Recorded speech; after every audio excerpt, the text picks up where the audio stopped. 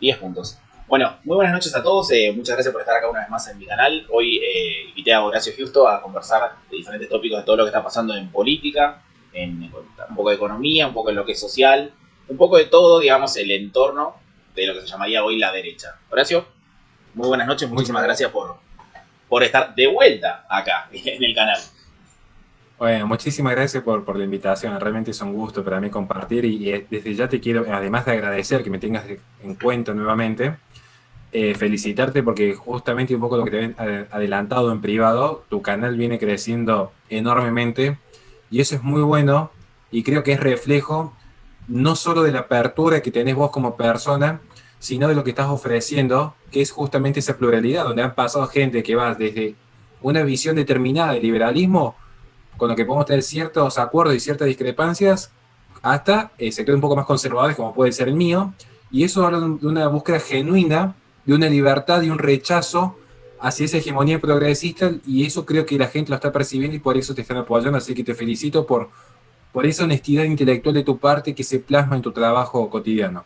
Bueno, muchas gracias realmente por eso. Y sí, justamente leíste la tecla porque veo, esto lo verás quizás en Twitter, veo mucha pelea, que es el liberalómetro, que es el conservadurómetro.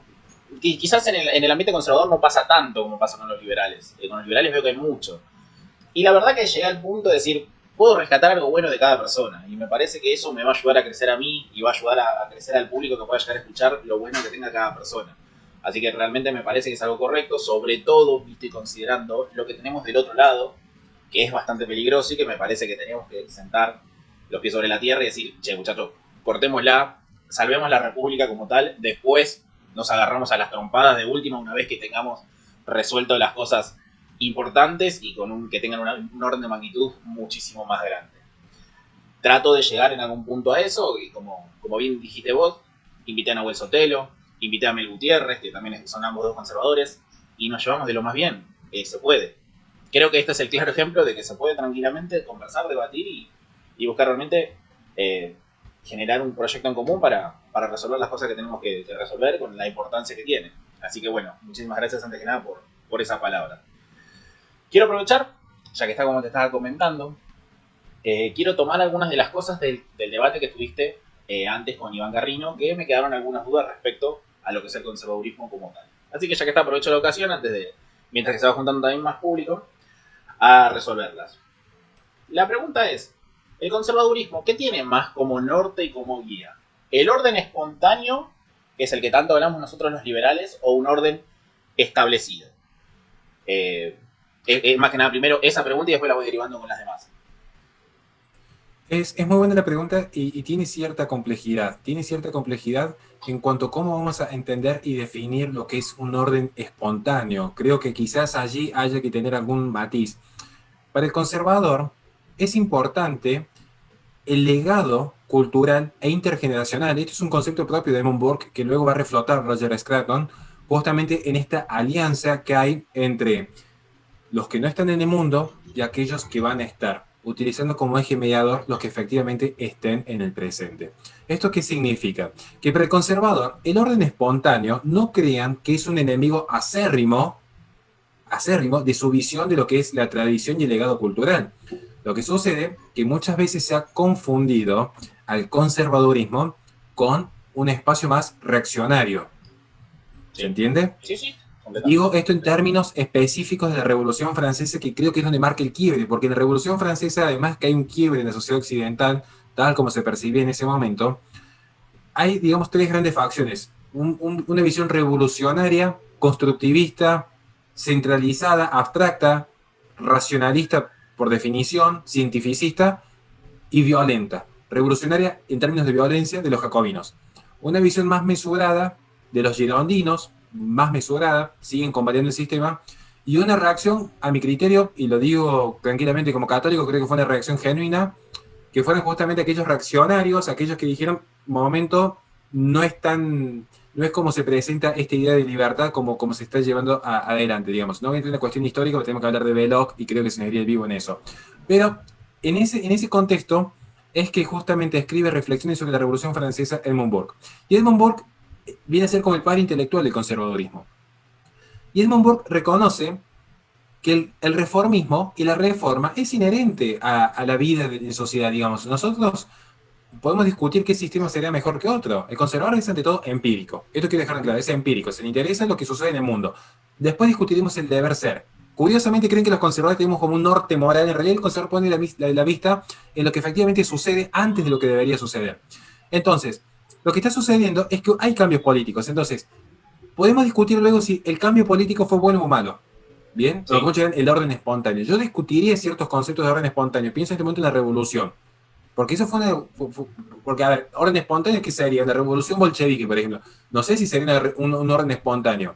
Y con el tiempo podría ser un orden establecido. Pero el conservador se sigue oponiendo a la visión de un centralismo político sobredimensionado, ilegítimo, criminal, que atenta contra el orden natural y que atenta especialmente contra los pilares esenciales de las prerrogativas humanas. Entonces, el orden espontáneo para el conservador es válido, en tanto y en cuanto ese orden espontáneo sea una manifestación genuina de los usos, costumbres y tradiciones de una comunidad. Por eso el conservador hace tanto hincapié en los sistemas forales, porque no tiene los mismos usos, costumbres. Una persona que forma parte de la sociedad occidental, piensen en el Imperio Hispánico, que tiene las mismas lenguas, las costumbres, la religión, las monedas en Filipinas, las costas de África, España o América del Sur, digamos. Entonces, esa sería como una primera aproximación. No es que sean enemigos, simplemente que ese orden espontáneo tiene que haber perdurado en el tiempo y ser una expresión genuina de una comunidad y no simplemente un proceso revolucionario, violento, que viene a justamente intentar dar vuelta lo que en forma pacífica, mediante pruebas y errores, había conseguido una determinada sociedad. Sería mucho más largo de explicar, trato de ser lo más simple posible en este punto. Ahora, la otra duda que también justamente me quedó con estos temas es, ¿el conservador necesariamente es nacionalista? ¿O hay diferentes ramas justamente del conservadurismo? Y la quiero enlazar con esta pregunta. Si el conservadurismo necesariamente es nacionalista, ¿en algún punto no podría considerarse un movimiento colectivista? Muy bueno, muy bueno. Vamos por parte porque es muy buena pregunta y muy apasionante, porque de hecho se genera alguna circunstancia de quizás mínima confusión, porque días atrás tuve el honor y el agrado de estar con un referente y un amigo como Lucas Carena, que representa el nacionalismo más duro, digamos, de Argentina, y lo vimos justamente discutiendo, dialogando puntos de encuentro y también puntos de separación entre el conservadurismo y el nacionalismo. Habría que definir si nacionalismo lo vamos a entender como una ideología Sí. o como un sentimiento patrio. Y esto no es un tema menor, porque el conservadurismo es ante todo enemigo por definición de cualquier expresión ideológica. Es decir, si alguien plantea el liberalismo clásico, por dar un ejemplo, el liberalismo clásico como una suerte de orden natural que se toman ciertas prerrogativas esenciales a la vida humana y basado en una visión empírica del hombre, en una ontología real del hombre, no habría ningún conflicto, de hecho serían más que compatibles. Ahora, si uno habla de un liberalismo abstracto, racionalista, universalista, materialista, y bueno, quizás sí ya haya un conflicto. Vamos al nacionalismo. Hecha esta disquisición, el conservadurismo tiene tres grandes vertientes. Yo soy de la vertiente de Russell Kirk. Russell Kirk es lo que para muchos, de hecho lo asocian con Ronald Reagan, porque fue asesor de Ronald Reagan, sería una especie de conservadurismo mesurado con ciertos aires a un palio libertario, porque cree en un Estado reducido, pero cree que existe algo que se llama comunidad intermedia o cuerpos intermedios, particularmente el concepto de nación, entiéndase esa comunidad con usos y costumbres trasladadas en el tiempo, la fe y la familia. Y para Russell Kirk la fe es un tema fundamental como elemento de ecuación. Lo quieren ver en un ejemplo concreto este punto de ecuación, vean las bases y puntos de partida de Alberti cuando habla de la religión y necesidad de mantener la cristiandad o el cristianismo en Argentina, para que de esa manera lo que se genera por parte del orden espontáneo no sea necesaria la autoridad del Estado para impartir orden. Es un ejemplo específico de un tema que nos toca de cerca, digamos, como punto de encuentro. Hay una visión que quizás tenga como cierto reconocimiento, porque Rosenkirk era muy crítico del Estado, digamos, creía en un Estado reducido, creía en una economía de mercado más abierta, no era libertario, pero creía en una descentralización económica y era mucho más crítico del centralismo económico. Luego hay una visión un poco más, digamos, anglosajona, con todo lo que implica, piensen en un liberalismo más clásico para que se entienda, con Roger Scruton, que es quizás el máximo exponente del conservadurismo moderno, digamos. O sea, Roger Scruton creo que está por arriba de todos intelectualmente, donde sí va a haber quizás un reconocimiento más amplio al rol del Estado como ente regulador. Y el respecto al tema del nacionalismo, Roger Scruton es muy crítico en un punto, especialmente cuando hace un análisis de las ideologías y critica justamente que en nombre de ciertos nacionalismos se han perpetrado los peores genocidios en la humanidad. Entonces tiene como una visión muy mesurada, cree en el componente de la importancia, creo que la respuesta es la importancia que tiene la nación como punto de encuentro, como parte de este legado intergeneracional, pero no le atribuye una esencia en sí mismo. Y esto es un tema fundamental porque Russell Kirk sí ve a la comunidad como un cuerpo vivo. Y entender esta diferencia creo que es fundamental para ver qué rol se le asigna luego al poder político. Pero bueno, y luego hay una tercera visión que es la visión del conservadurismo europeo, ya más enarbolado quizás por Bresolini. Y allí sí habría un punto directo de encuentro entre un nacionalismo y un conservadurismo. Allí sí que sería expresa y manifiesta la vinculación. Y esto nos lleva a preguntarnos si el conservadurismo es o no es colectivista. Y es una pregunta genuina y es una duda genuina. Vamos en ese sentido a ser honestos completamente. En ningún conservador, digamos que leído, instruido, el colectivismo puede ser posible o debería ser posible. Porque hablar de un colectivismo implicaría el reconocimiento de unidades racionalistas centralizadas que diseñan en forma unilateral cómo ha de ser el tejido social, vulnerando por ello la libertad de este cuerpo vivo que es la comunidad. ¿Bien? Pero, a su vez, el conservadurismo tampoco va a ser individualista, porque justamente entiende, y este es el concepto clave, acá es una discusión hermosa en torno a qué es la libertad. Esta es la discusión que nos podría llevar, que nos podríamos juntar con Carrino, con Laje, con vos y con Márquez a estar una tarde entera con un asado discutiéndolo sanamente de qué es la libertad. Porque no creen en el Lo individualismo tomo tampoco. como un compromiso a futuro. A mí yo no tenía ningún problema, me encantaría poder discutir esto sanamente, porque el conservadurismo cree que en la libertad, pero cree que la libertad se da dentro de un determinado orden. Y la libertad es una expresión genuina de la vida en comunidad.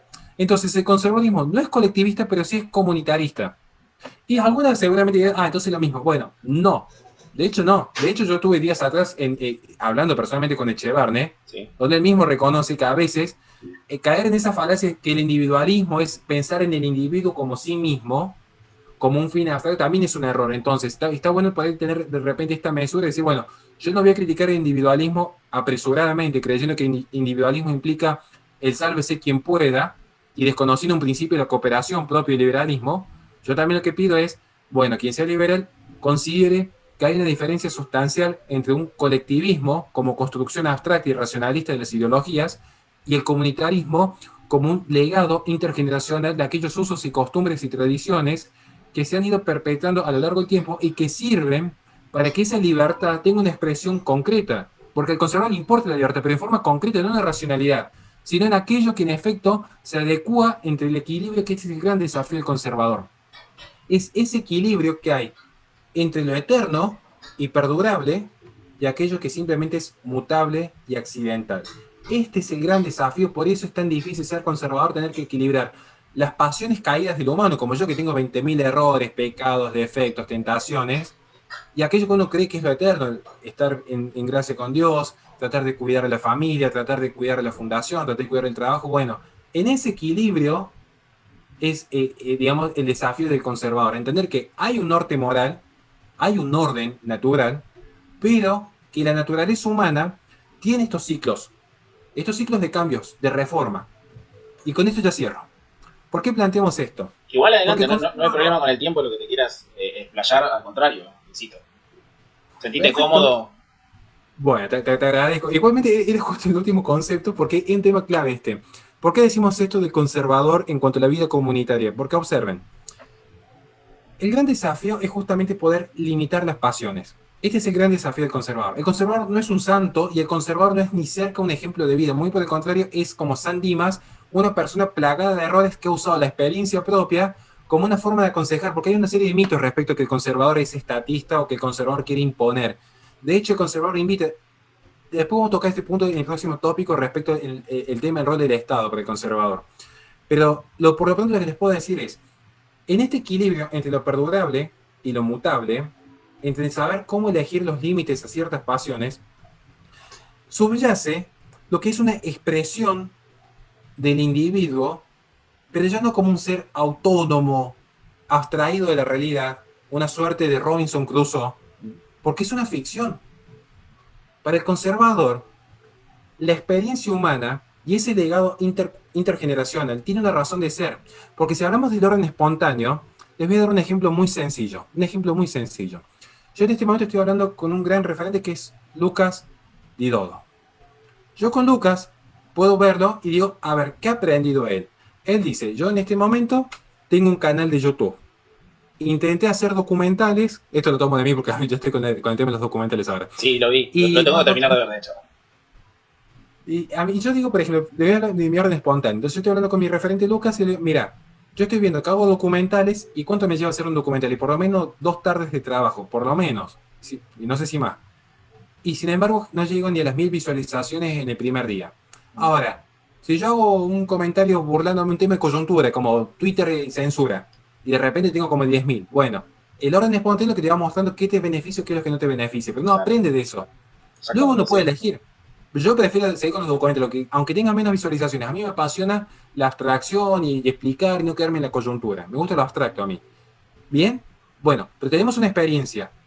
Ahora, ¿qué les hace suponer que en esta experiencia no tenga el mismo valor, cuando hablamos de un orden espontáneo, las experiencias pasadas de aquellos que vinieron antes que nosotros? Porque ese es el punto. Si vamos a hablar de un liberalismo, pensemos en los procesos constitucionales. Pensemos en una cuestión tan obvia. Es más, le voy a poner una cuestión obvia porque tuve un debate sobre el aborto días atrás con una mujer. ¿Por qué se legalizan los delitos? Porque ¿cuál es el argumento típico? Piensen en este ejemplo. Los abortos pasan y van a seguir pasando. De hecho, eso es una premisa conservadora. ¿Saben por qué? Porque reconoce una realidad histórica. Esto está sucediendo. ¿Por qué existe un código penal? No es porque seamos todos personas amables como Robinson Crusoe, dispuestas a cooperar y dialogar. No, porque realmente hay una naturaleza caída en el hombre que necesita ser limitada, que necesita justamente que para que las personas vivamos en libertad, decir, miren, no salgan a matarse, no salgan a robarse, porque si no, esto va a ser un descalabro y nadie va a querer vivir en paz. O sea, nadie se va a dormir tranquilo porque está con escopeta, O sea, digamos. el conservadurismo también responde al principio de no agresión que también viene del propio liberalismo. Claramente, claramente. O sea, de hecho, justamente en ese principio de no agresión también que le importa al conservadurismo, el conservadurismo dice, bueno, a ver, vamos a hablar del principio de no agresión. ¿Cómo vamos a definir luego lo que es una agresión? Ahí hay un tema muy, muy interesante que lo podemos incluso vincular a lo que está pasando con las redes sociales, que parece cree que porque son redes privadas no tienen injerencia en lo público, y hay que definir lo que es espacio público, propiedad pública, poder público. O sea, hay un debate que creo que el liberalismo se debe a sí mismo puertas adentro en algún momento, en torno a lo que ha sucedido y lo que está sucediendo desde los 60 y los 70, digamos. Entonces, ya con esto cierro, digo, ¿qué sucede con el conservadurismo? El conservadurismo, así como una persona a partir de sus experiencias dice, bueno, en mi orden espontáneo descubrí que lo mejor es hacer videos de determinada calidad o de determinado formato, las sociedades han descubierto que para vivir y prosperar a veces es más útil limitar ciertas acciones o favorecer ciertas acciones o simplemente retirar el poder político y fortalecer la sociedad civil o los cuerpos intermedios como la iglesia o la familia, y de esa manera va a haber expresiones genuinas en las prerrogativas de cada uno. Y esto creo que puede servir para entender por qué el conservadurismo en algún punto puede parecer un poco estatista, pero en otros puntos van a notar que muchas veces el conservador es el primero que pide una retirada del poder político en base a ese orden espontáneo. El orden espontáneo, digamos, saquemos el orden espontáneo. La realidad demostró, por ejemplo, que el poder político tiene una necesidad profunda de legitimarse a sí misma de la Revolución Francesa, y la forma por definición que el poder político se legitima desde la Revolución Francesa es la educación obligatoria en los niños. Ahí es una definición, porque antes el Estado no educaba, eso era una función privada de algunos maestros, de la iglesia por definición, pero luego de la revolución se legitima a sí mismo el sistema con la educación primaria. ¿Cuál es el movimiento por definición más conservador que hay en América Latina? Con mis hijos no te metas. Sí. El más homófobo, machista, heteropatriarcal, todo. Pero, ¿cuál es la premisa de fondo? al Estado, a los políticos, al gobierno, con mis hijos, tu competencia no. Creo que eso explica un poco que algunos mitos concretos de decir, cuidado que el conservadurismo cree en un norte moral y no por eso cree que el Estado lo tenga que imponer. Era una simple aclaración. Bueno, ese justamente es el punto. Es lo que yo te planteaba, era la otra pregunta que te había planteado en privado, si justamente el conservadurismo era estatista. Pero, bien, viste, considerando la respuesta de recién, es una realidad de que no. Lo peor es que los sectores más de derecha, los liberales, cuando en algún punto se quejan o se ve la queja de justamente con el mis hijos no te metas, es como que hacen quedarnos como que nos importa poco la educación sexual de los individuos, cuando en realidad nadie está, o por lo menos yo particularmente no me estoy quejando de eso, sino que simplemente no quiero que se baje cierta agenda a los chicos que todavía no tienen la experiencia suficiente para ver este tipo de cosas. Pero bueno, eso ya es propaganda, la propaganda. Pero es que igualmente fíjate que hay un tema que es muy interesante, porque es lo que yo siempre digo. Yo incluso en los últimos tiempos yo he dejado de hablarme como conservador, digamos, porque por ahí me doy cuenta que se presta algunas confusiones, sino en busca de principios. Y como siempre decía, que parezca obvio, si fuera una obviedad no tenemos que explicarlo, pero son principios, no finales, como son puntos de partida, digamos. Si fuéramos en esa discusión, me diría que yo soy el más anarcocapitalista de todos. Por ejemplo, tomo ese ejemplo que va el más delicado, pero que a mí me resulta más entretenido por ahí, por mis conferencias o ese tipo de actividad. Pensemos en el movimiento con mis hijos, no te metas. Pensemos en la educación sexual.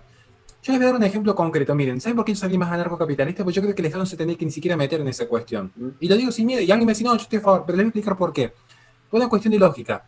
Supongamos que yo le digo a un niño que Judith Butler es la gran intelectual a la que toda gente debe aspirar a tener como una Biblia en su mesa de luz. Todos tienen que leer el género en disputa. Oye, mira, lo estás adoctrinando, porque eso es una corriente posmoderna que desvincula la realidad biológica con lo que es una construcción social. Bueno, me criticarían, seguramente me criticarían. Al menos mi gran amigo Laje me criticaría seguramente.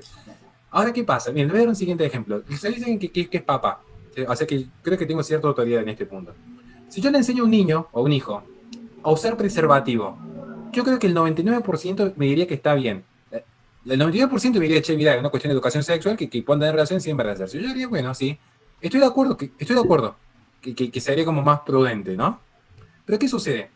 Si uno lo analiza filosóficamente, diseccionar la vida sexual de la vida reproductiva, separar, ni siquiera estoy hablando de matrimonio todavía, separar la vida sexual de la vida reproductiva, en términos de filosofía moral, ya es tomar una posición. Porque hay ciertas corrientes morales, pienso en varias religiones, incluso el católico ortodoxo, por tomar una que conozco, diría, está mal. Porque en realidad no, es una forma artificial Sí. de un método anticonceptivo. No estoy haciendo juicio, estoy describiendo. No entiendo perfectamente. Entonces mi pregunta es, ¿por qué el Estado debería asumir una posición moral en torno a la educación sexual, considerando que la vida sexual es lo más íntimo que tiene una persona y por lo tanto no tiene que ser prerrogativa de los políticos educarlos, ni en ideología de género, ni en separar la vida sexual de la reproductiva, y ni siquiera en la castidad?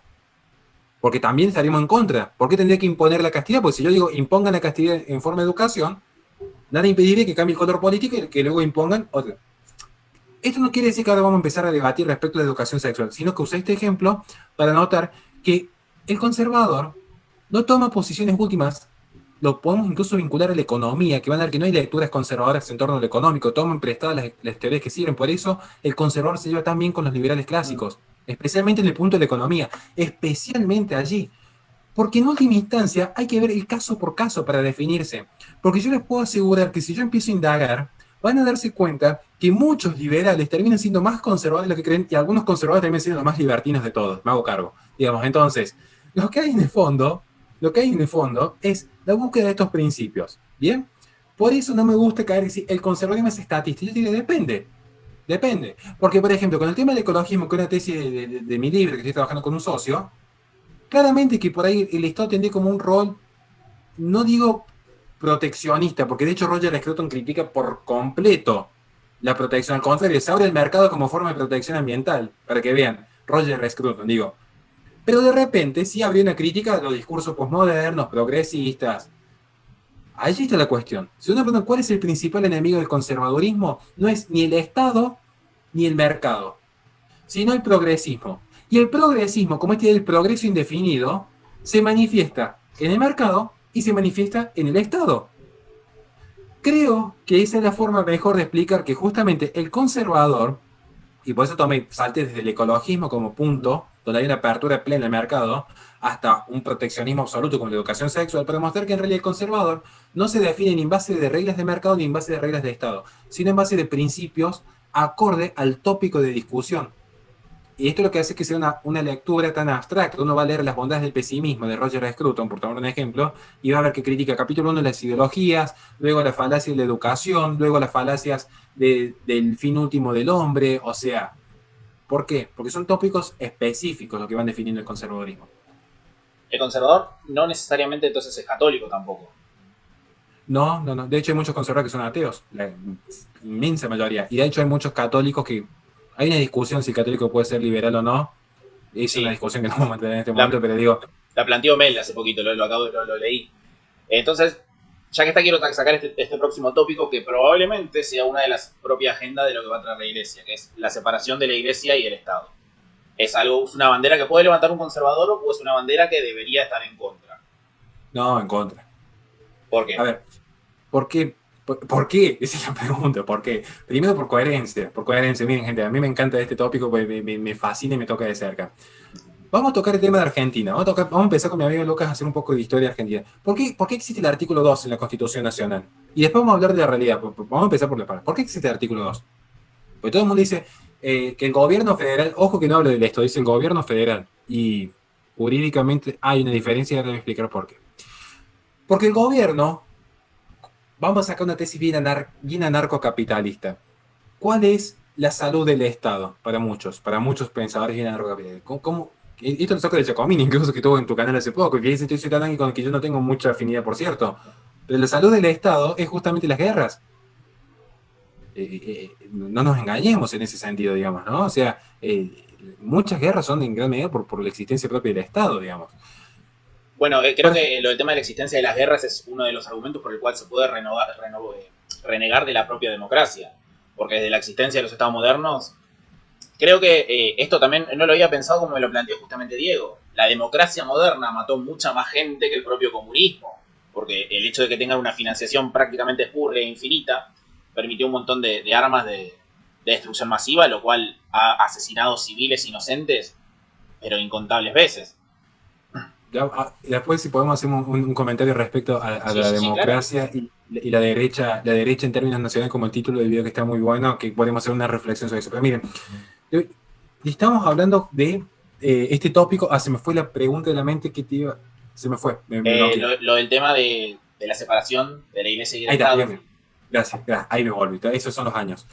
Vamos a tocar el tema de la iglesia. Bien, ¿por qué existe? Para financiar la guerra de la Triple Frontera, Sí.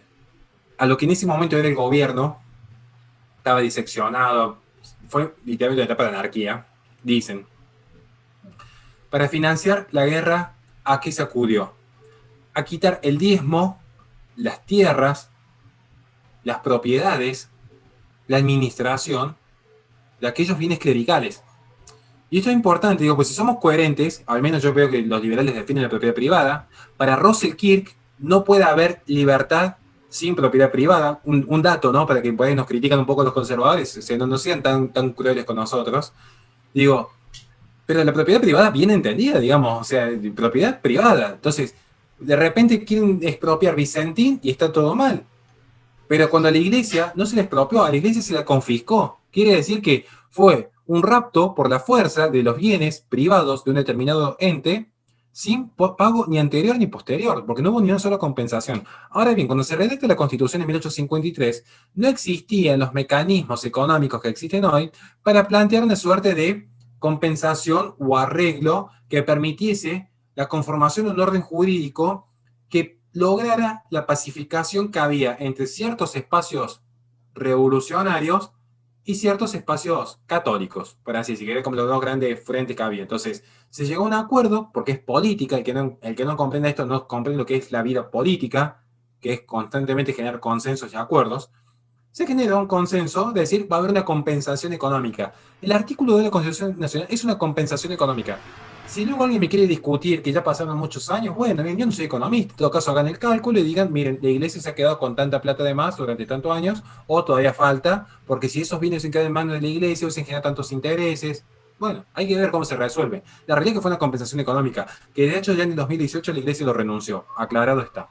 Y si alguien quiere ver lo que es realmente cómo se administra el dinero del Vaticano y las iglesias, tengo un video en mi canal que se llama El Oro del Vaticano, que fue una producción que yo hice, me tomó un tiempo hacerla, con datos puntuales, datos duros e históricos de cómo funciona la iglesia y su patrimonio, digamos, para desmentir algunas cuestiones. Ahora volviendo al tema.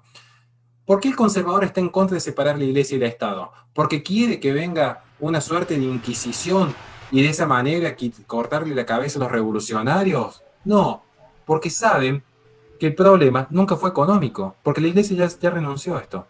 ¿Cuándo apareció esta campaña de iglesia y Estado asuntos separados de lleno? En el 2018, luego que se pierde la votación sobre el aborto, porque se dieron cuenta que en el pueblo argentino había un ethos, entiéndase un espíritu, una moral, que no permitía que ciertas ideas se impregnasen dentro de la currícula jurídica de esta nación. Por lo tanto, parte de esta batalla cultural que da la izquierda era decir, no podemos modificar de lleno ciertas estructuras si no cambiamos la percepción de lo que es bueno o malo en una comunidad. Ahora, la comunidad argentina es esencialmente cristiana. Esencialmente cristiana. Pero ¿qué sucede? Si yo voy a votar a favor del aborto, y esto se vio en las últimas elecciones, van a decir, yo creo en Dios, así que, pero aún así voy a votar a favor. Ah, bueno, ahí sí lo pueden citar a Dios. Ahora, si uno dice, no, no hay que legalizar el aborto porque es un pecado, hay que te dicen, no, pará, iglesia y Estado son dos separados, esto es un Estado laico, saca tu religión, saca tu rosario de mis ovarios, y todo en nombre del laicismo. De hecho, en nombre del laicismo, los peores crímenes de la humanidad. O sea, vamos a aclararlo, ¿no? O sea, Revolución Francesa, los cristeros, la Segunda República de España, la Revolución Bolchevique, China, hoy día. Cuidado, cuidado, nada más. Digo, no estoy diciendo que seamos santos los que estamos de este lado, pero tampoco porque nosotros nos hayamos equivocado en algún punto y venga este revanchismo, como Franz Fanon, digamos. Entonces, esa cuestión, bueno.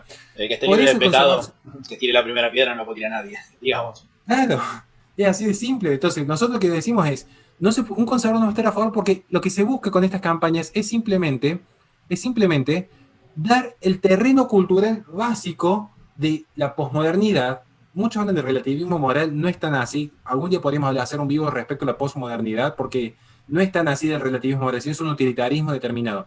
Pero en el fondo es sentar las bases culturales para que de esa manera cualquier imposición, digamos, foránea, sea bien tomada y de esa manera premisas básicas como el no robarás, no violarás, no matarás, no mentirás, no tengan el sustento que impedirían, por ejemplo, la imposición de agendas antinatalistas, la imposición de agendas globalistas, la imposición de ciertas currículas del descarte, donde ciertas clases o ciertas poblaciones de repente parece que están de más en este mundo.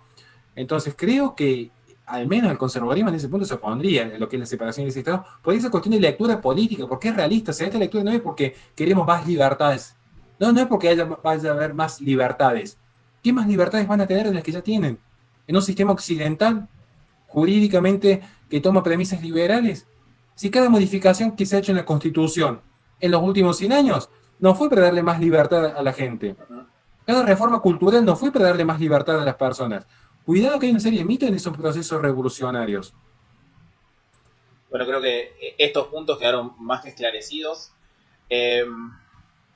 Si tenés que resumir muy brevemente lo que sería el globalismo, porque veo que hay mucha confusión respecto a lo que es el globalismo y respecto a lo que es la globalización como proceso tecnológico, social y etcétera. ¿Querés, ya que está de paso, te va a servir como fragmento para tu espacio? Bueno, globalización ya lo dijiste vos prácticamente, así que no me voy a gastar, pero claramente. Es más, la globalización no es mal vista. Habría una discusión si la globalización dio lugar al globalismo o no. Es una discusión muy interesante. Yo cada vez que he ido leyendo más, me he empezado a inclinar que ha favorecido. Ha favorecido. No estoy diciendo que sea responsable de la globalización y el globalismo, pero un tema muy interesante. El globalismo es en esencia, y para que lo entienda nuestra querida audiencia, es el proyecto político que busca aunar y unificar bajo una misma dirección el destino de todas las naciones del mundo. ¿Quieren que se los diga en términos muy sencillos? Es un comunismo internacional.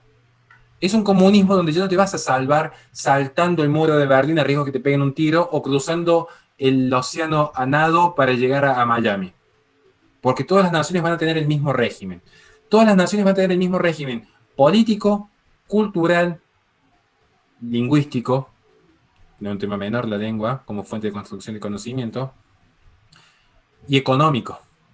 Que este ya se viene dando, de hecho el económico creo que es el más tangible. De hecho muchos liberales empezaron a abrir los ojos con el tema del globalismo cuando vieron lo que era el fenómeno de China, con las propias reglas de mercado internacional, porque el tema del derecho internacional es un tema muy complejo. ¿Por qué? Porque no es como un Estado interno donde uno puede discutir los alcances, porque en última instancia el Estado es el que tiene el monopolio legal de la fuerza, siendo que en el derecho internacional las relaciones funcionan de otra manera porque no hay un ente centralizado más allá del Consejo de Seguridad de la ONU.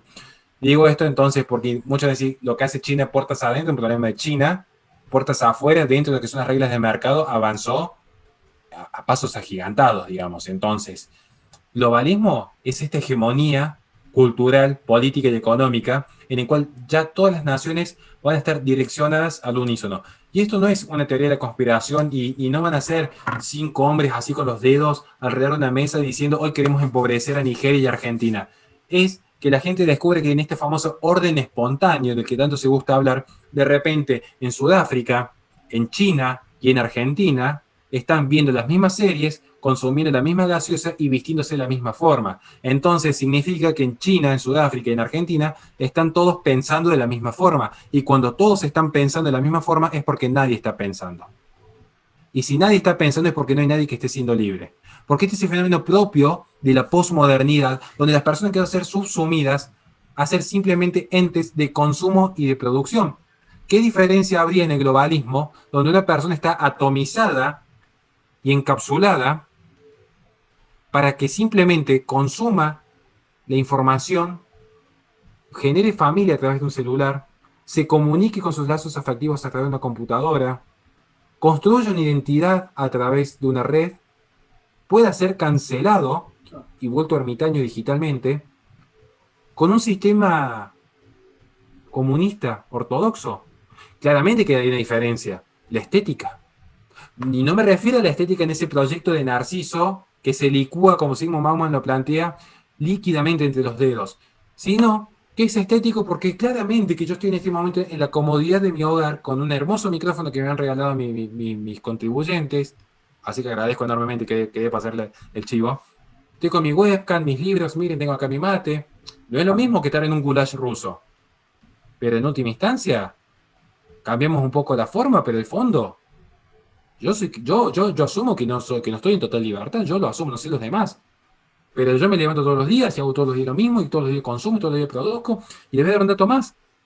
Cuando hablamos de globalismo, el globalismo trasciende lo que es público o privado, y esto nos llevaría al tema de las redes sociales y a lo que ha sucedido con la derecha en términos internacionales, pero miren, uno antes, yo sé que algún liberal esto me lo podría refutar, y yo entiendo cómo me lo refutaría, así que no quiero entrar en una discrepancia, digo, porque si vamos a caer en un reduccionismo de la libertad en abstracto, esta discusión se vuelve innecesaria. Ahora, si es interesante, si lo vemos en términos concretos, miren, en tiempos pretéritos, estoy hablando hace no más de 30 años, ¿qué era la NBA? Además de la National Basketball Association. Bueno, era una asociación nacional de básquet, pero a grandes rasgos era una empresa. ¿Y qué es lo que hacía esta empresa?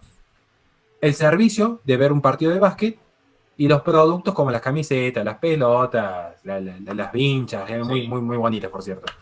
Vendía bienes y servicios. ¿Qué hace la NBA hoy? Porque acá te desquician. Algún nivel sigue vendiendo servicios. Bueno, está bien, es una lectura. Ahora, ¿qué dice un conservador? Un conservador dice, no. La NBA ya no vende bienes y servicios. La NBA, al igual que Netflix, al igual que Disney, venden ideas. Porque hoy los jugadores de la NBA han renunciado a su propio apellido para ponerse un eslogan de Black Lives Matter. Un eslogan que al estar hegemonizado en los campos educativos y mediáticos, marca el escenario público. Un escenario público que es el que va a nutrir el proceso político.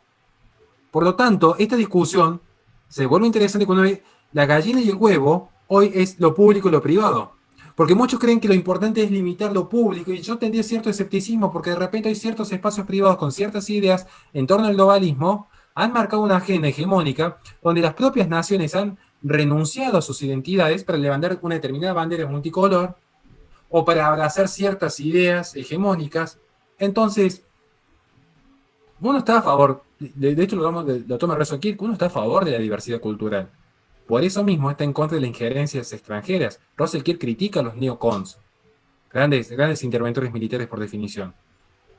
Pero no porque no critiquemos justamente ese intervencionismo militar extranjero, podemos, al menos creo yo, tomar con tanta liviandad la injerencia de ciertos espacios privados, porque no son gente que están dispuestas a competir libremente como algunos plantean. Vean el caso de Twitter, vean el caso de Parler, donde quieren mandar a competir a una empresa que fomente la libertad de expresión, pero es censurada de Play Store, le quitan los servidores de Amazon, y es como que de repente yo te digo, bueno, Lucas, vos tenés competencia tenés libertad para competir en mi canal de YouTube.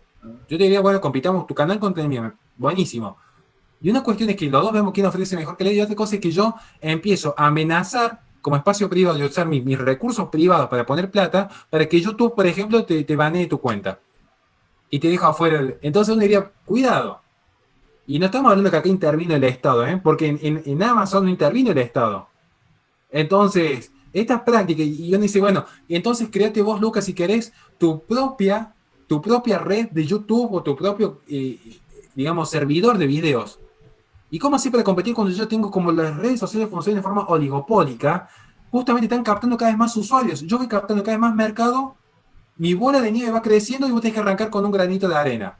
Es una cuestión de realismo. Por eso digo, un liberal en un tener un mundo me dice, no, bueno, pero es libertad abstracta. Vos aceptaste los acuerdos y condiciones. Bueno, sí. Pero después cuando vemos la realidad es que el 90% de la opinión pública o publicada se maneja en espacios privados y son los que definen luego una elección. Son los que definen luego el espacio político. Digamos, entonces el espacio público, como una red social que es un espacio público, sé que no es propiedad pública, define el poder público. Y yo creo que es un debate muy interesante para dar. No me quiero acaparar el micrófono, digo, pero quería hacer como esa observación nada más. Perdón si me extendí. No, no, insisto, vos sentite cómodo, es un espacio justamente no oligopólico, así que podés expresarte tranquilo el tiempo que sea necesario, porque me parece sumamente interesante todos estos temas. Eh, digamos que yo siento que en algún punto, sin darse cuenta de los liberales, y esto voy a hacer un mea culpa, es como que no estamos viendo más allá de la realidad, y esto lo planteé ayer con los muchachos, viste, con los del centro, bueno, en realidad antes de ayer que estaba conversando, que había visto que estaba tu comentario de que estabas viendo el video, el vivo. Veo mucha, sin darse cuenta, quizás ingenuidad en algunos referentes liberales, y ahora voy a explicar por qué. Por ejemplo, Gloria Álvarez, que yo sé que a nivel moral vas a tener una discrepancia enorme, y está perfecto, no es el punto de quiebre ni mucho menos, pero, viste, considerando justamente la propia amenaza que hoy por hoy representa el régimen no democrático China, no puedo decir la palabra bien porque viste que funciona esto, Sí, sí. No, sí, sí. se empecinó en apoyar a Jorgensen. Y a ver, realmente, si me tengo que poner en purista, yo también apoyaría a Jorgensen. Pero viste, considerando la amenaza que hay del otro lado y la fuerza y el contrapeso que generó Donald Trump, me parece una tibieza y una estupidez renegar del candidato más allá de que tus ideas económicas no estén 100% representadas. Sí, Donald Trump le dio a la maquinita. Sí, es verdad, también tomó deuda. Sí, es verdad. Y subió los aranceles con China. Después, bueno, discutimos porque en realidad se abrió el comercio con todo el mundo, menos con China. Justamente por esto mismo.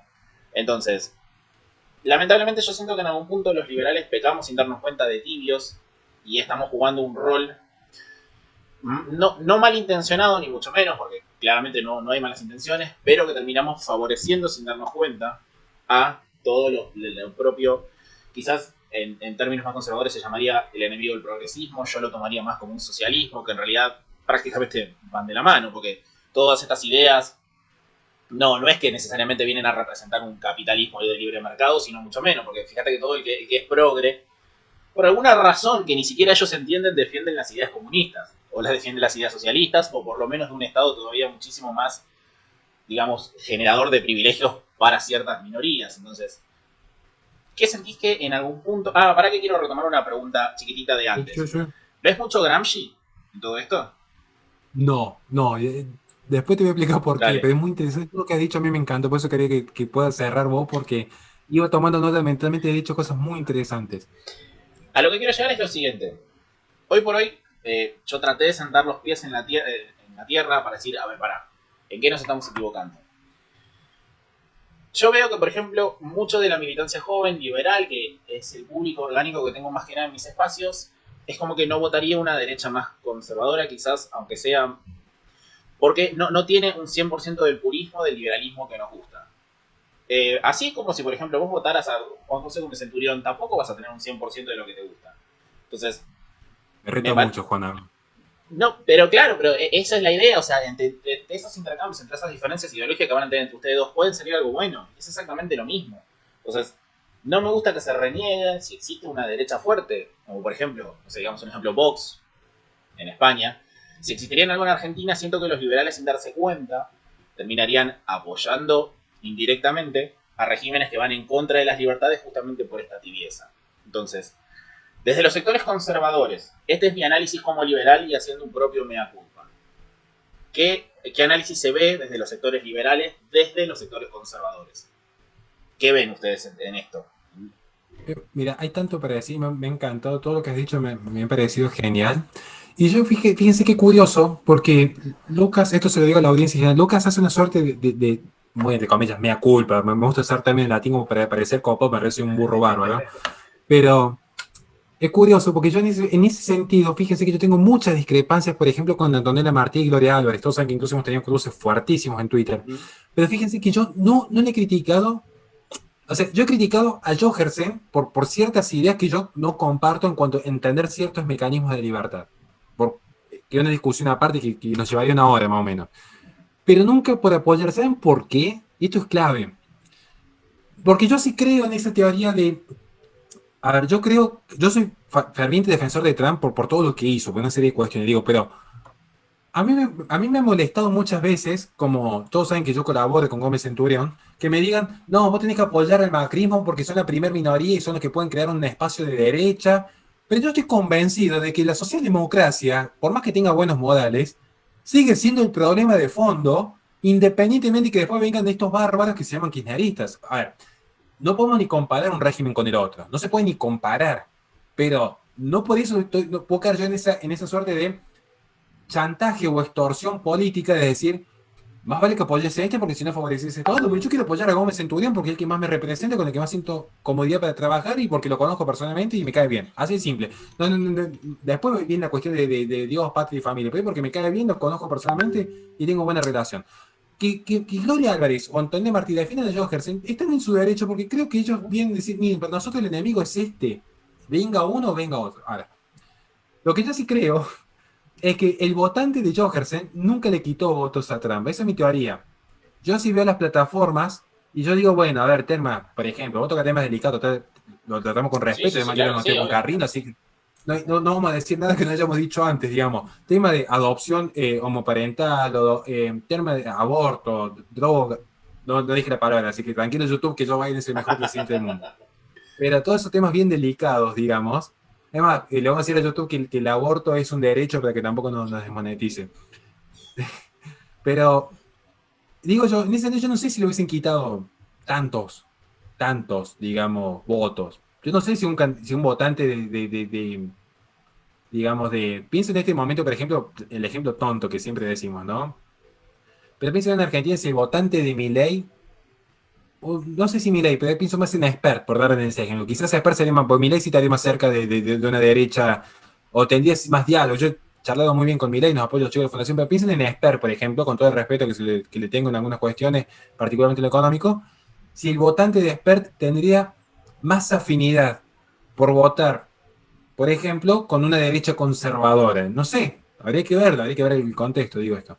¿Qué creo yo que sí es necesario que hagan todos los espacios? Incluso voy a vincular a mis amigos nacionalistas, empezar a tener un poco de madurez política. Porque no es malo discrepar.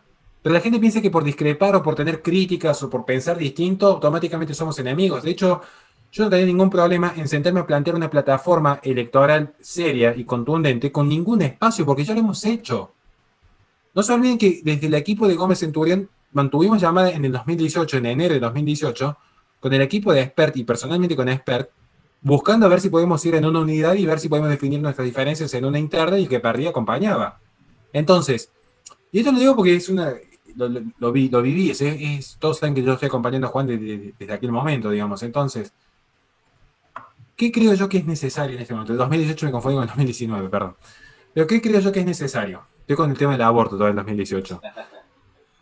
Creo que es necesario, sí, que en algún momento el liberalismo empiece a trazar líneas claras, puertas adentro, que quizás el conservadurismo, por los años o porque quizás somos tan poquitos, no tenemos esos inconvenientes. Yo creo que porque somos poquitos. Porque como somos poquitos, de repente yo pienso en Miklos Lucas, Pablo Muñoz Iturrieta, Mamela Fialo, yo, Laje, no sé si Laje o Laje es más paleo libertario, pero Nicolás Márquez, claramente, van a ver que seguimos como cierta sintonía. Hoy somos poquitos, nos conocemos, yo soy un cuatro de copa, yo soy el que simplemente le difunde las cosas a ellos, digo, pero me gusta cómo piensan ellos. Pero de repente en el liberalismo hay grandes referentes que van Milei, pro vida y que habla bien de la batalla cultural. Esper, que es un muy buen economista, pero que te dice de repente, las Malvinas son inglesas y es de buena persona y que le cierre el aborto, y uno se queda como... Y eso es complicado después, ¿se entiende?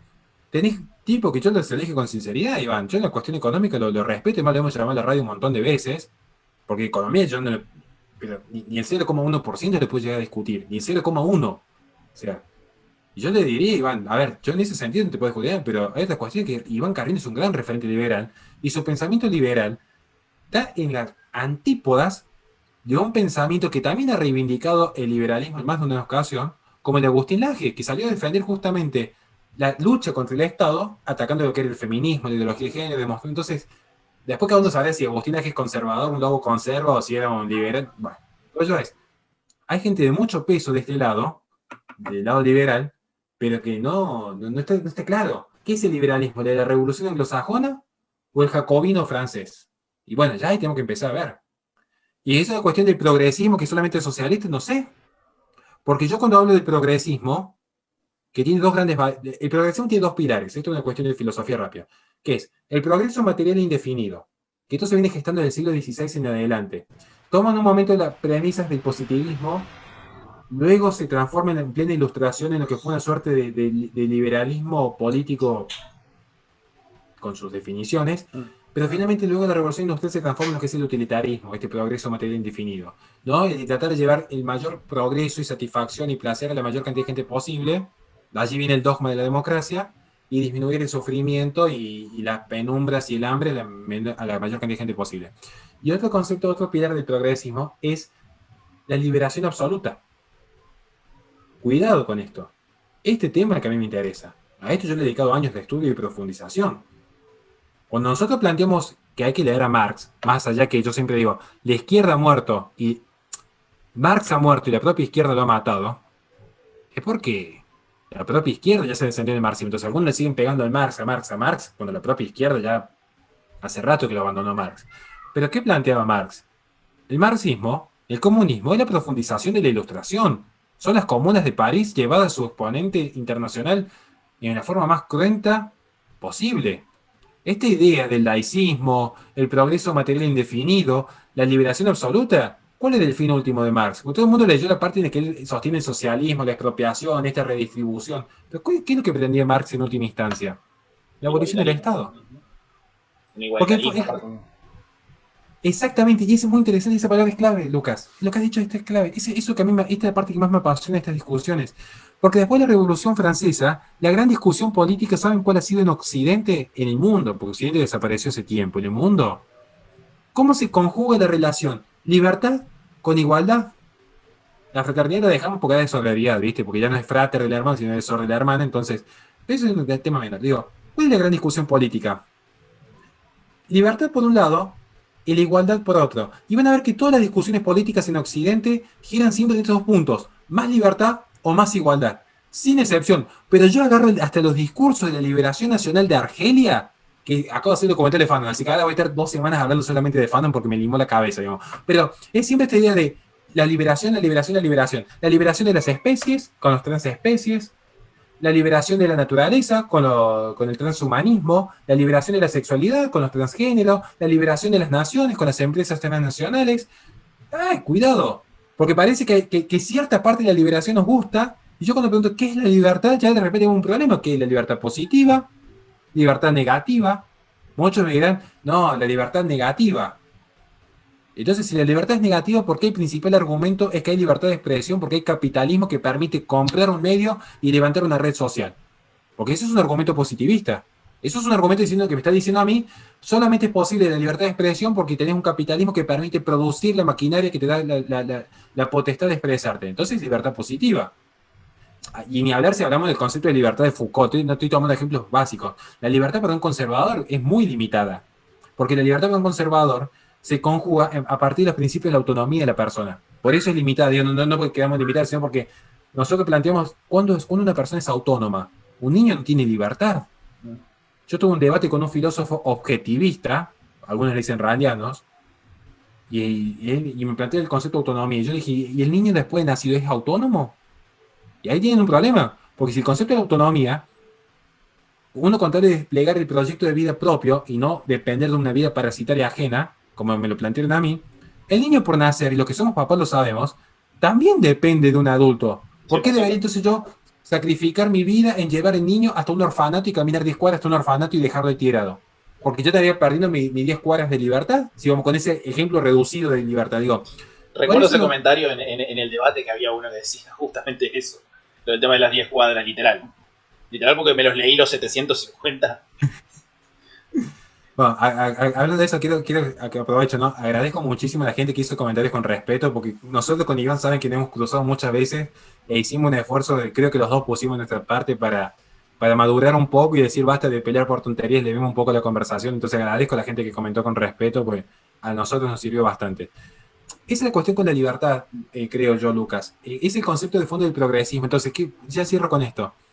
¿Qué pasa con este progreso? ¿Qué dijimos? Progreso material indefinido y liberación absoluta. Esto se traduce en tres grandes características. Una lucha contra el orden trascendente. Para muchos será anticlericalismo, contra la religión, contra la patria, la familia, toda esa cuestión de los órdenes estatuidos, digamos, esa cuestión de los... ¿Bien? Antagonismo al orden trascendente. Universalismo de pensamiento. Más y mejor democracia para el mundo como los neocons. El socialismo internacional, globalismo. ¿Bien? ¿Estamos ahí? Sí, sí, sí, perfecto. Uy, se me fue la cámara. No es que no estaba prestando atención, es que se me fue justo la cámara. Perfecto. Entonces, vamos, ¿en qué se traducen estos dos pilares? La lucha contra el orden trascendente como elemento antagónico, el universalismo de las ideas, esa idea constructivista de Rousseau, esa idea del racionalismo abstracto, esa idea de creer que uno puede diseñar el mejor sistema para el mundo. Lo que yo intento explicar en este punto es lo siguiente.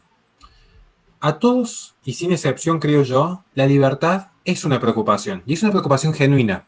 Hay una preocupación en búsqueda de que el hombre pueda desarrollarse, es una visión que ya arrastramos desde la propia filosofía aristotélica, que puede desarrollar sus virtudes, que puede alcanzar la felicidad.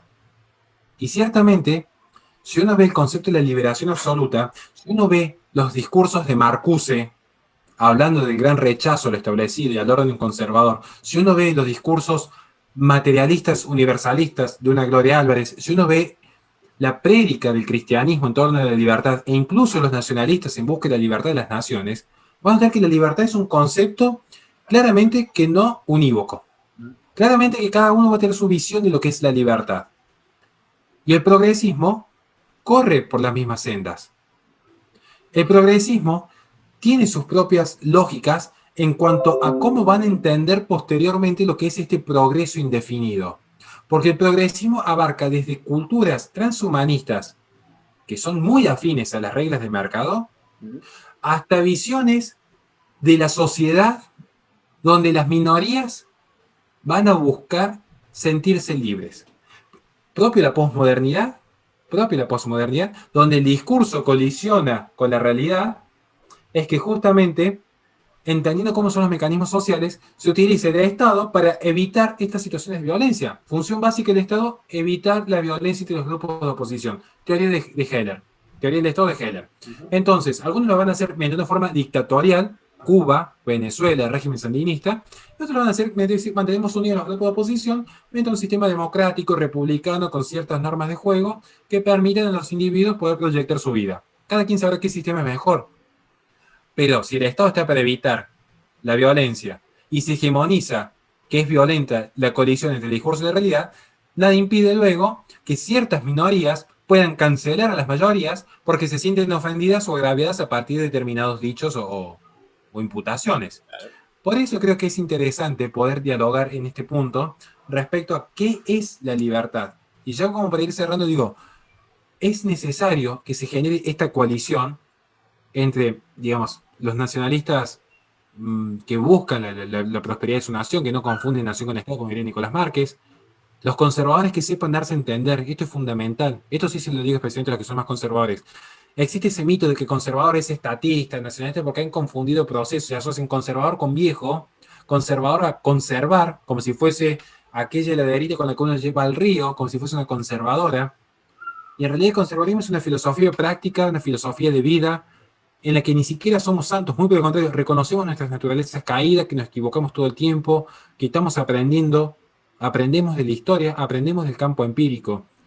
Y también buscar esa unión con aquellos liberales, pero insisto, es necesario también que el liberalismo logre dar puertas adentro ciertos puntos de unión, porque digo esto, hay diferencias sustanciales entre un anarcocapitalista y un liberalismo clásico.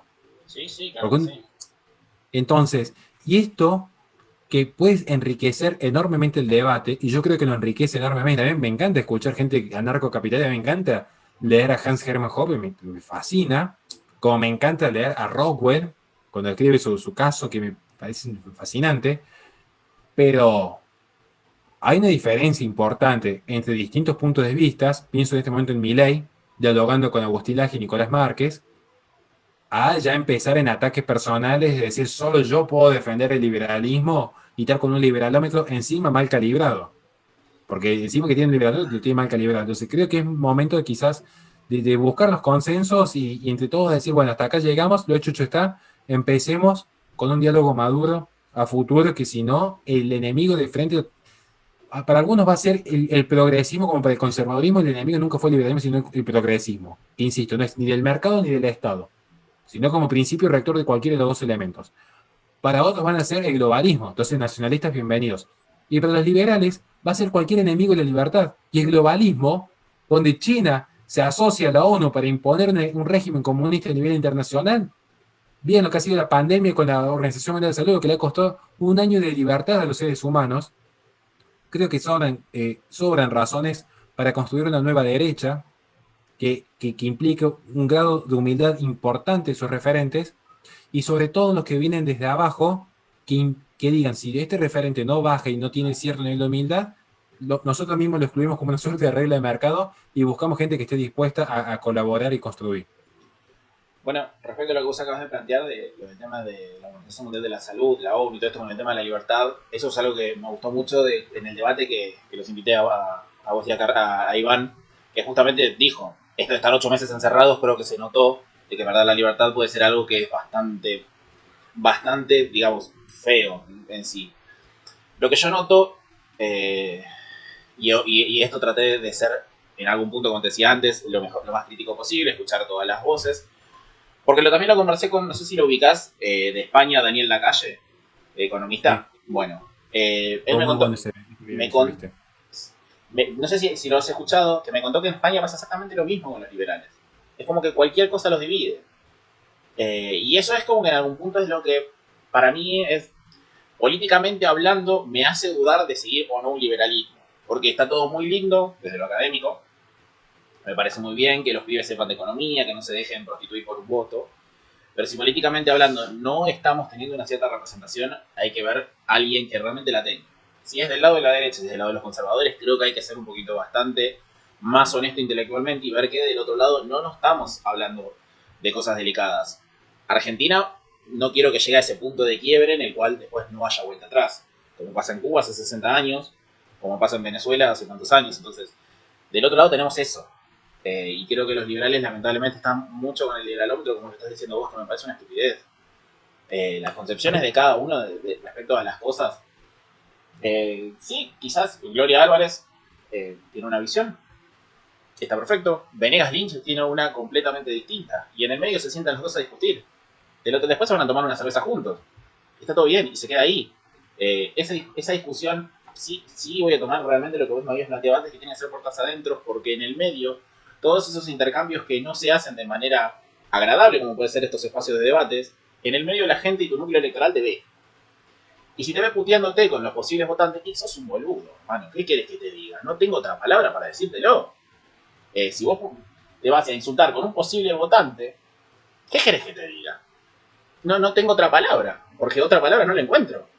Y lamentablemente el liberalismo... Está bien que los liberales históricamente fueron siempre más al choque. Pero una cosa es el choque, donde podemos tener diferencias e intercambiarlas acá, que ir a putearte. Y lamentablemente ese es el punto delicado de quiebre, que siento que el liberalismo en algún punto no está entendiendo el orden de magnitudes de las cosas que estamos viviendo y que necesariamente, si no vamos todos juntos, y esto se lo dije a Nahuel, también a Nahuel Sotelo, prefiero ir todos juntos al principio, después de última nos juntamos en una habitación, nos cagamos bien a trompadas por las diferencias que no podemos arreglar, pero en el medio listo, Argentina está encaminada. En el medio sabemos que dentro de un año, 2, 3, 4, 5, la comida en la mesa de todos los argentinos, o por lo menos la gran mayoría, va a llegar, no como ahora que lamentablemente nuestro destino es 100% incierto. Así que creo que ese es el mensaje que más que nada trato de siempre dejárselo a los muchachos liberales, que por favor, córtenla con el liberalonstro, córtenla.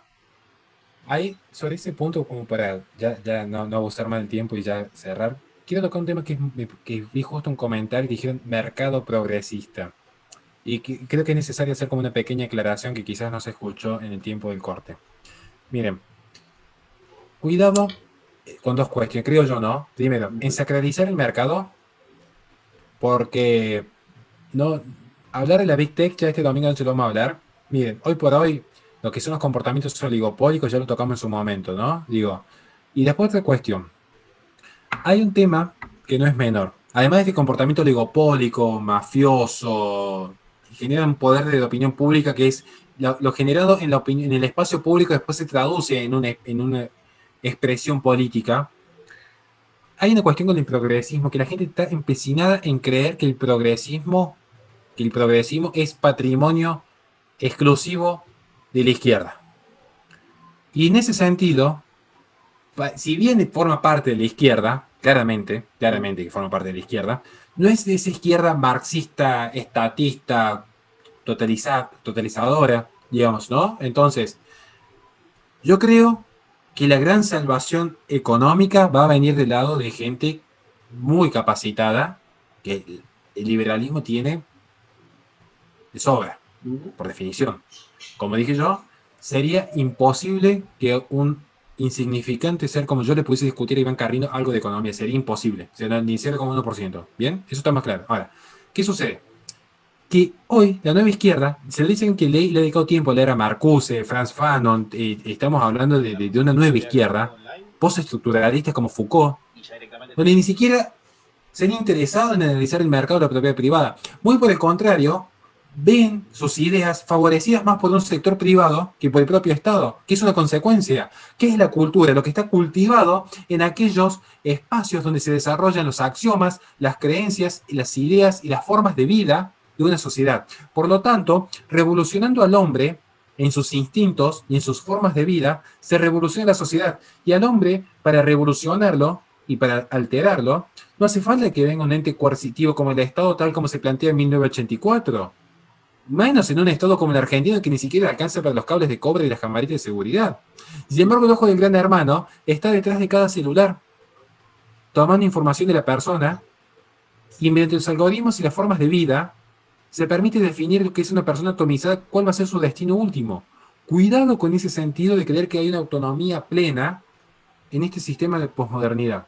Eso quiero siempre guardar. Al menos yo como conservador sí voy a defender eso a muerte. O sea, el mercado ofrece una infinidad de respuestas. Ofrece muchas respuestas.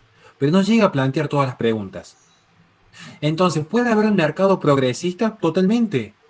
Porque el progresismo con esta idea del progreso material indefinido y la liberación absoluta, que se traduce en el anticlericalismo y el quiebre con el orden trascendental, con la universalización del pensamiento y con el materialismo, este progresismo con estas tres características, antagónico a la trascendencia, universalismo y materialismo, en nombre del progreso indefinido y la liberación absoluta, en esta búsqueda del nuevo hombre, no crean que hay una diferencia sustancial entre Marcuse, Gloria Álvarez y cualquier proyecto de ilustración.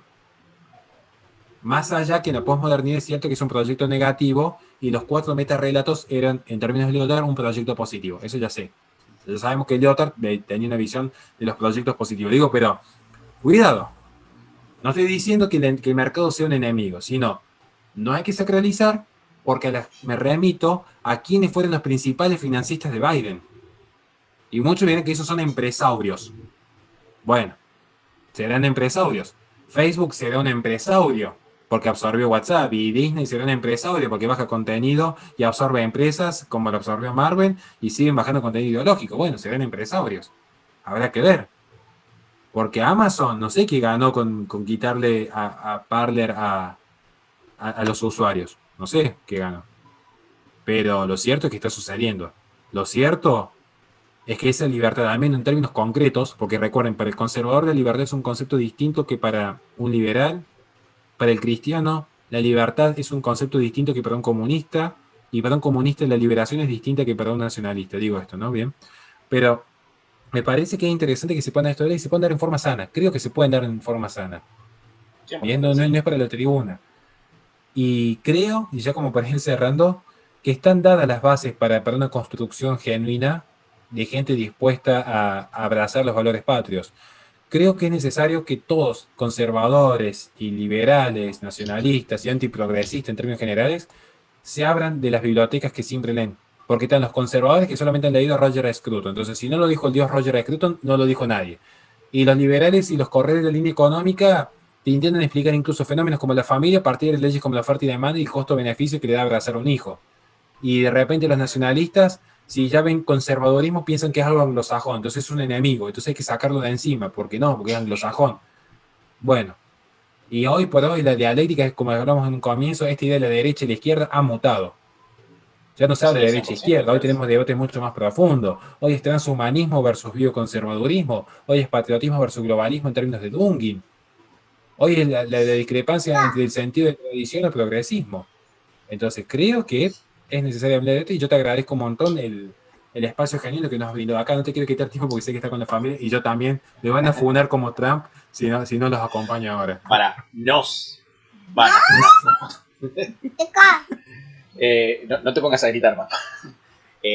Horacio, fue un enorme placer. No va a ser ni la primera ni la última vez que te voy a invitar porque estas conversaciones me parece que realmente están muy buenas para ambos lados. Vení que te abrazo, así no gritas. Se me fue la cámara de vuelta, no puedo creer. Hoy estoy condenado.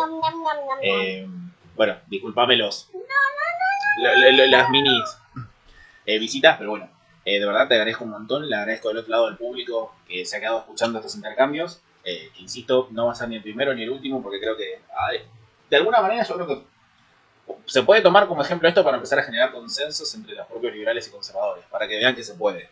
Así que la invitación siempre va a estar pendiente, y quiero, ya que está, tiro el chivo de que el día lunes también lo invité a Agustín Laje, así que lo vas a poder escuchar acá conversando un rato con este humilde servidor.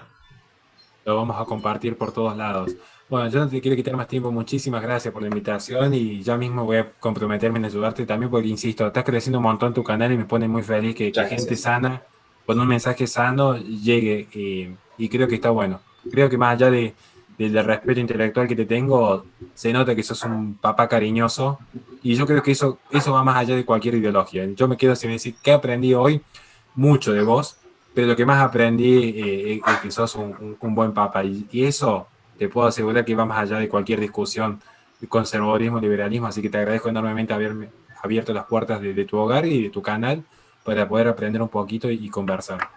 Muchísimas gracias por eso, de verdad. Eh, Creo que esto sí es verdad. Estas cosas más humanas que van más allá de las ideologías son las cosas más lindas. Y queda el compromiso del asado. Será. Vamos a ver si lo convencemos a Carrino que se junte con Gloria Álvarez y viene a comer con Ángel Márquez y conmigo ahí. 100%, sería hermoso. La verdad Sería que... O salimos todos amigos o salimos todos enemigos. Una de dos, pero por lo menos con la panza llena. Con eso estamos contentos Mira, todos. dos detalles, y ya corto. Miren, estamos haciendo un experimento que es muy gracioso. Vi que alguien me tiró de estatista. Bueno, dos detalles. Primero, busquen el debate mío con Carrino y pongan así a contar con el cuenta vaca. ¿Cuántas veces yo pedí que el Estado se desaparezca y cuántas veces el liberalismo pidió una mayor presencia reguladora del Estado? Porque es un debate muy interesante que no nos da el tiempo hoy, pero digo, a mí me interesan los principios. Después, si me quieren tirar de anarcocapitalista, paleoconservador, conservador, paleolibertario, ya es una discusión aparte, los principios. Y otra cuestión, después de ese debate, curiosamente con Carrillo, nunca más nos volvimos a cruzar en Twitter. Entonces creo que están dadas las condiciones para empezar a madurar todos. Yo me hago cargo de los errores que he cometido. No se me cae nada por pedir disculpas y decir, sí, me puedo haber equivocado en más de una ocasión. Entonces, creo que ya hay un intento de madurez de todo este espacio y estaría bueno que se empiece a replicar en los demás lugares. Por eso te agradezco muchísimo, Lucas. Muchas gracias. Y me pone contento que esto sea un génesis. La verdad que sí sería un poco un génesis para una madurez y un acercamiento cada vez más entre la famosa derecha. Encantadísimo. La verdad que recontra contento porque esto salió perfecto, que era prácticamente la idea. Bueno, Bueno, Horacio, una vez más te agradezco. Te felicito, fue un placer enorme y vas a tener con qué joderme de acá a los años cuando se me cayó el colchón. Así que ya hay anécdota para largo. Le agradezco del otro lado al público y pido disculpas por la caída del internet. No es algo que pueda manejar yo todavía hasta que no tenga una empresa oligopólica. Eh, pero bueno, en el medio no tengo manera de evitarlo. Insisto, como siempre lo digo, si quieren ayudar al canal pueden hacerlo a través de Patreon o transferencia bancaria, porque a diferencia del Estado, esto se hace de manera voluntaria. Así que bueno, les agradezco, muchísimas gracias a los que se quedaron y una vez más, Horacio, para vos fue realmente, para mí charlar con vos fue un placer como siempre. muchísimas gracias. Bueno, nos estamos viendo en una próxima transmisión. Acuérdense que el día lunes Agustín Laje va a estar acá conversando un rato conmigo. Y después creo que tengo de invitado la semana que viene a Bumper Crop. No sé si lo conocen de Twitter, es un ingeniero agrónomo liberal. Que ya estuvo, pero siempre es grato escuchar a alguien que tiene muchísimo conocimiento respecto a todo lo que pasa en el ambiente agro y ganadero. Así que bueno, ya dejo el chivo ahí para que de paso se sepa. Y ya que está, lo voy a contar. Estoy terminando un video que espero poder terminarlo para el domingo, que se llama justamente cómo debatir con un marxista desde una mirada más propia de los liberales económica. Así que dejo el spoiler por ahí. Les agradezco a todos los que se quedaron hasta esta instancia y bueno, muchísimas, muy buenas noches a todos y bueno, muy buenas noches Horacio y muchísimas gracias una vez más. Nos Nos vemos. vemos.